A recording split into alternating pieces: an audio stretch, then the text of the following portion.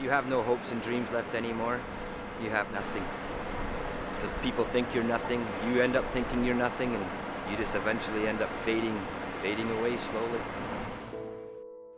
After struggling with mental health issues and being caught in a workplace accident, Paul found himself homeless at 37.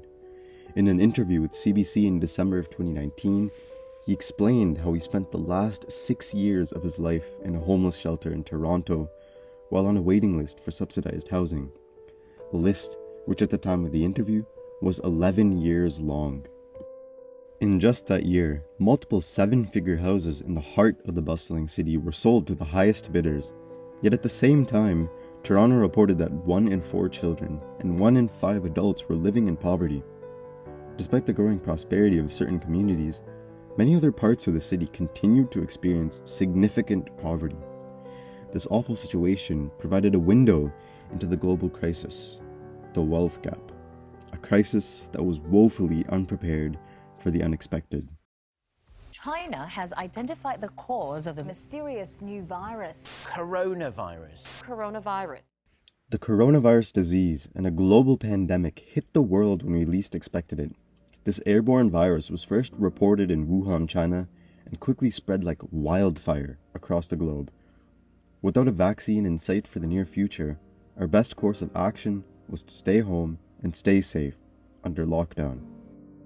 For middle and upper class families, it was as simple as setting up a workstation at home to continue earning their livelihood. But these lockdowns were utterly devastating for lower class families and those who took up manual labor. Widespread job loss left families with less to spend on goods and services, and quick to follow were income reductions for other workers, and an even greater rise in unemployment for the less wealthy. Globally, there was an unprecedented loss of 114 million jobs in 2020 relative to 2019, with millions more on the brink of losing their livelihoods. At the same time, the wealth of the 660 billionaires in the US surpassed a $1.1 trillion gain since the beginning of the pandemic, nearly a 40% increase in their wealth. Now that we've identified the existence of income inequality, we can analyze how it's significant in today's world and how exactly it affects people. As we'll soon discover, income inequality leads to other injustices. The differing amounts of money that people make heavily influences their choices throughout their lives.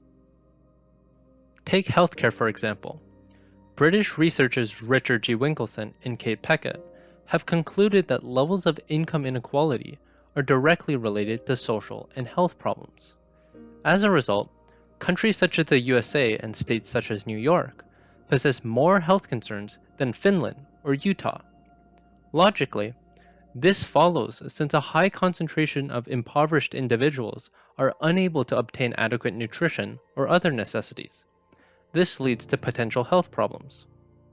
In addition, the widening gap in housing prices has been increasingly prevalent in recent years.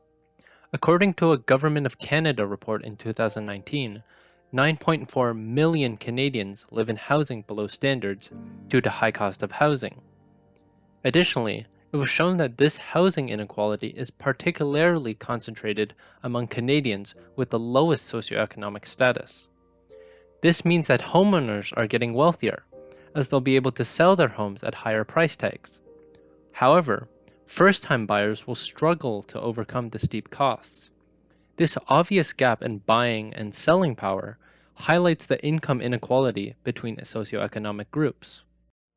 The divide between the wealth owned by the richest and the poorest in our communities is increasing at an astonishing rate, exacerbated by the global pandemic.